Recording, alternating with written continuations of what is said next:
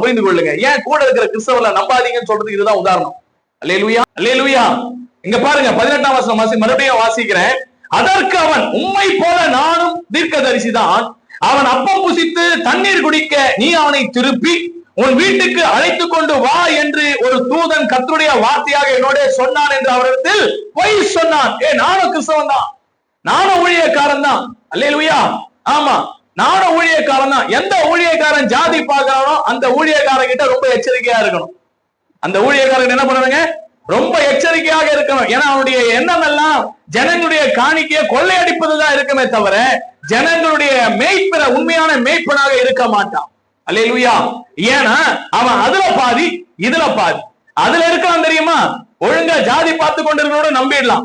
ஆனா கிறிஸ்தவனா இருந்து ஜாதி பார்க்கிறவன் மட்டும் நம்பவே கூடாது. அல்லேலூயா. கிறிஸ்தவனா இருந்து ஜாதி பார்க்க என்ன பண்ணக்கூடாது? நம்பவே கூடாது. அப்பேற்பட்ட நபர்களை பார்க்கும்போது ரொம்ப எச்சரிக்கையாக இருக்க வேண்டும். அதே போலதான் நானும் தீர்க்கதரிசின்னு சொல்றான் இவன். நல்லது, நீயும் தீர்க்கதரிசி தான். ஆனா கர்த்தருடைய வார்த்தையே நீ மட்டும் கைவிட மாற்ற. கர்த்தருடைய வார்த்தையே உனக்கு வெளிப்படல. அந்த தீர்க்கதரிசிக்கு சொன்ன தேவன் கிழவனான தீர்க்கதரிசிக்கு வெளிப்படுத்தாம இருப்பாரா? அவன் என்னுடைய ஊழியக்காரன் என் வேலையா போயிருக்கிறான். அவனை நான் தான் என்ன பண்ணிருக்கிறேன்? சாப்பிடக்கூடாது, அந்த இடத்துல தங்க கூடாது நான் சொல்லி இருக்கிறேன். ஏன் வெளிப்படுத்தல? ஆனா இந்த தீர்க்கதை யாரு? கிழவனான தீர்க்கதரிசி போய் சொல்றான். பாருங்க என்ன சொல்றான். ஆண்டவர் உன்னை சாப்பிட சொன்னாரு. அல்லேலூயா. அதெல்லாம் ஒண்ணு தப்பு கிடையாது. அல்லேலூயா. ரம்ஜானுக்கு பலி கொடுத்தா கூட வாங்கி சாப்பிட்டுக்கலாம், ஒண்ணும் தப்பு கிடையாது. அல்லேலூயா. அப்ப என்னன்னா தப்பு இல்லைன்னு சொல்லும் பொழுது அந்த இடத்துல நம்ம புரிந்து கொள்ள வேண்டும், ஏதோ தவறு அந்த இடத்துல இருக்கிறது. தேவனுடைய வார்த்தைக்கு விரோதமான காரியம் அந்த இடத்துல இருக்கிறது என்று நாம் நன்கு அறிந்து கொள்ள வேண்டும். அவன் சொல்றான், அப்பம் புசித்து தண்ணீர் குடிக்க நீ அவனை திருப்பி வீட்டுக்கு அழைத்து கொண்டு போ என்று என்ன சொல்றான்? பொய் சொல்றான். அல்லேலூயா. பொய் சொல்றான்.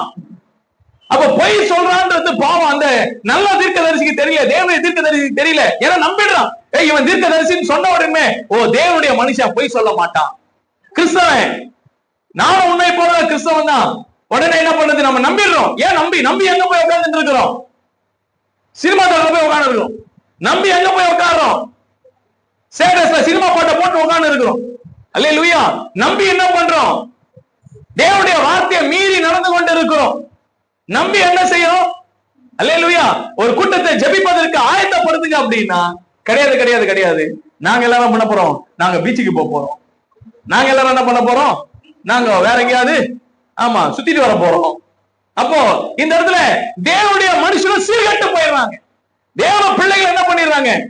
உடனே மத்தவங்களை குறை சொல்றீங்க. அவங்களா இருக்கிறாங்களே பாஸ்டர், அவங்களா இருக்கிறாங்களே பிரதர், அவங்களா நல்லா தானே இருக்கிறாங்க, அவங்களும் கிறிஸ்தவர்கள் தானே. கிறிஸ்தவர்கள் தான். ஆனா ஆண்டவர் போய் போக சொன்னாரா? உனக்கு என்ன வார்த்தையை கொடுத்திருக்கிறாரு? உனக்கு கொடுக்கப்பட்ட வார்த்தை என்ன? உன்னுடைய அழைப்பு என்ன? உன் மேல இருக்கிற அபிஷேகம் என்ன? உனக்கு நியமிக்கப்பட்ட வேலை என்ன? அல்லேலூயா. உனக்கு நியமிக்கப்பட்ட வேலை என்ன? உன் வேலையை, உனக்கு கொடுக்கப்பட்ட வேலையை, உனக்கு கொடுக்கப்பட்ட வார்த்தையை, உனக்கு கொடுக்கப்பட்ட அபிஷேகத்தின்படி நீ நடக்கணும்.